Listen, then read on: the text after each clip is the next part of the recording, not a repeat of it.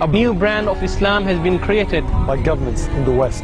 A brand of Islam that seeks to stifle the Muslims' concerns for their brothers and sisters around the world. A brand of Islam that accepts the Western reading of history at the expense of the real Islamic viewpoint. A reading of history that tells us to embrace as our own those who travelled halfway across the world to fight us in our lands. Let me behold you when comes the judgment.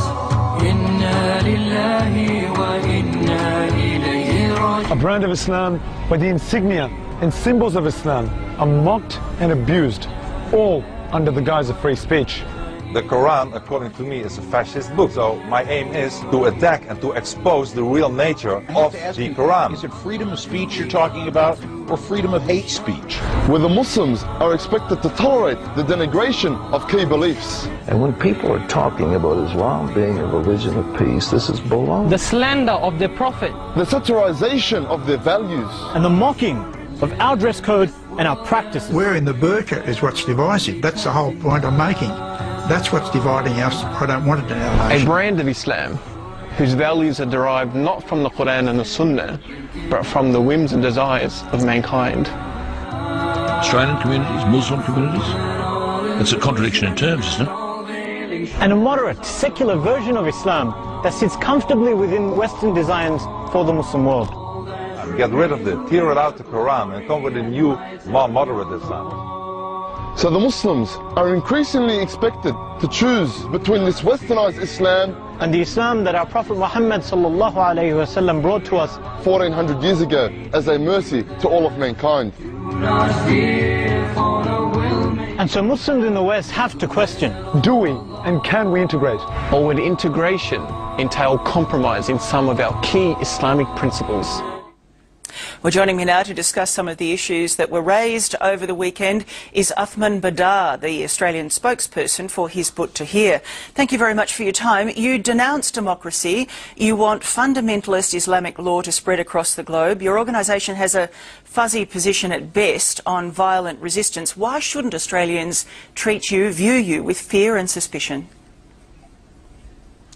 Well, thanks for having me, Tracy. Well, I think I don't want to probably respond to some of those sound bites. Our positions are very clear in terms of democracy, in terms of what we're doing here in Australia, and that our primary struggle really is in the Muslim world.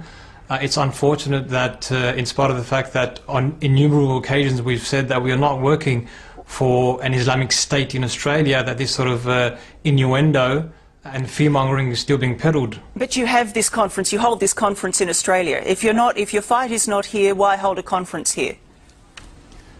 We hold it here because, again, the Australian government is the one that is siding with other Western powers in backing the tyrants and the despots that rule in the Muslim world. So your fight is in Australia, or then? Egypt or Pakistan.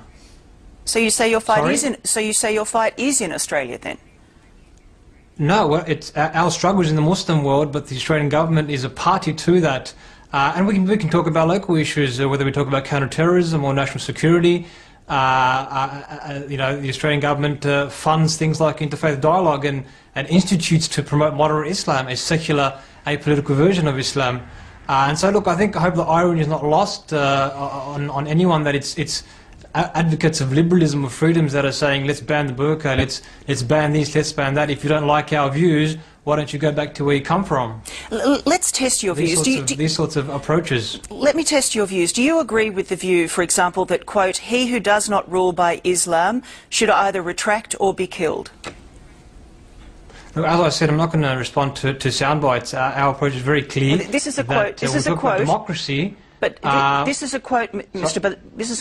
Badar, that is purportedly in your organisation's literature. It is certainly a quote that has been uttered by some of the extremist clerics who would be front and centre in this Islamic state that you advocate, that he who does not rule by Islam should either retract or be killed. Do you endorse that view? Look, again, as I said, unless we're going to extol a good portion of our literature, there's no point in taking out phrases like that. I said our approach is very, very clear.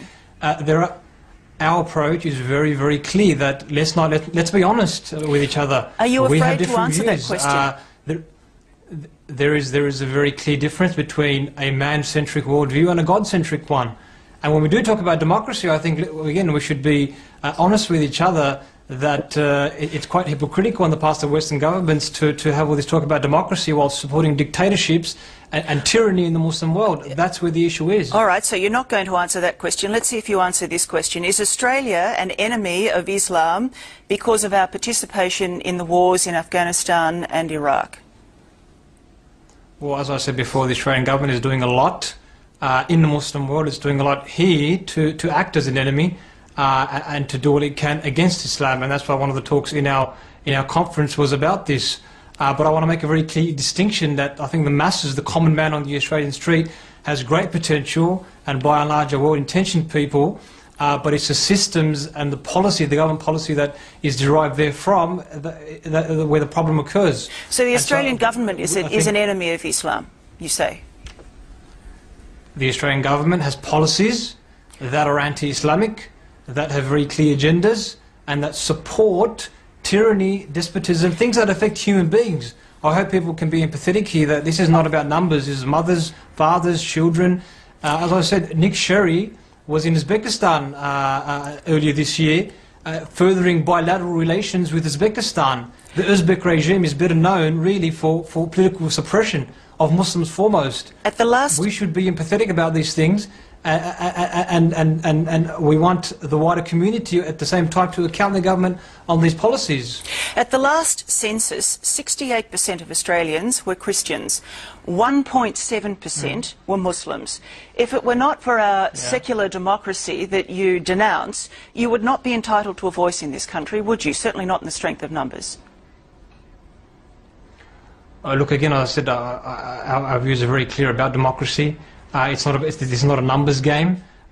We need to be clear that there's different opinions. But can you address the question? Because by any perception, you are exploiting the very freedoms that you exhort your followers to reject. So what, expressing a different opinion is to go against the freedoms that we're given here? Because what I'm saying is, if it were not for our secular democracy that you have denounced, our secular democracy that you say is a dying form that you have denounced, you would not be entitled to a voice in this country, would you? For example, under the old Taliban rule in Afghanistan, what do you think would have happened to 1,000 Christians who tried to assemble in a hall and preach an anti-Islam message? What do you think would have happened to them? Well, I think that question should perhaps be directed to the CIA and the Americans who put the Taliban in place in the first instance. I'm asking you, what do you think would have happened to them?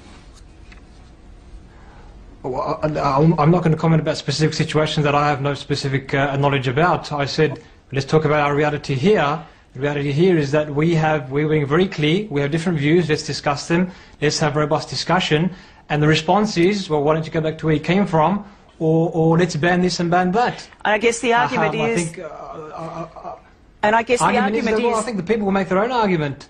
I guess the argument... It's very, very clear. We're saying our work is...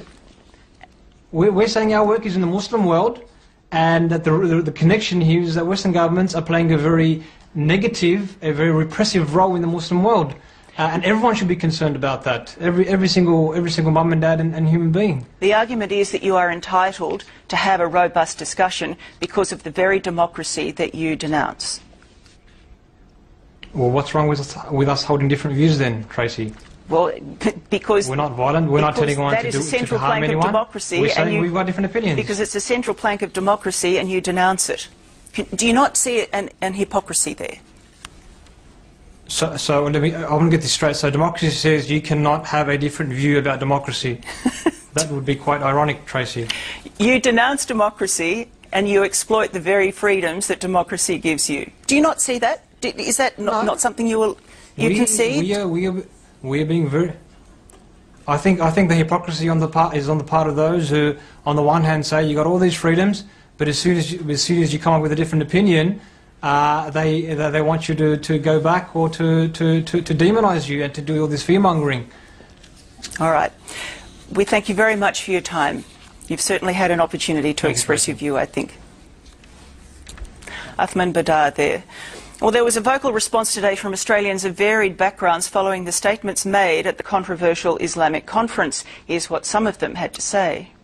I grew here, not flew here. Okay, I'm 100% dinky-die Aussie. Our way or the highway.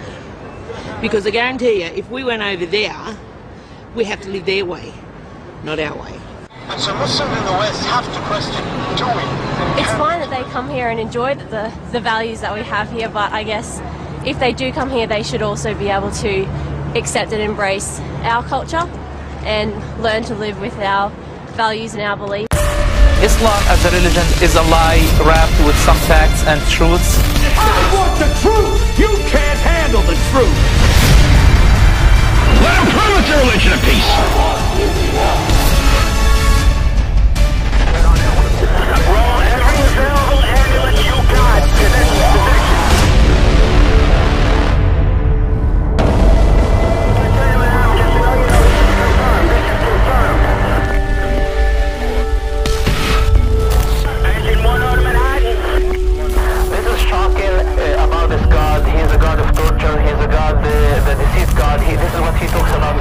There's a bomb going off, or a car going up in flames, and it's Muslims screaming for the blood of Christians, or Jews, or anyone they hate.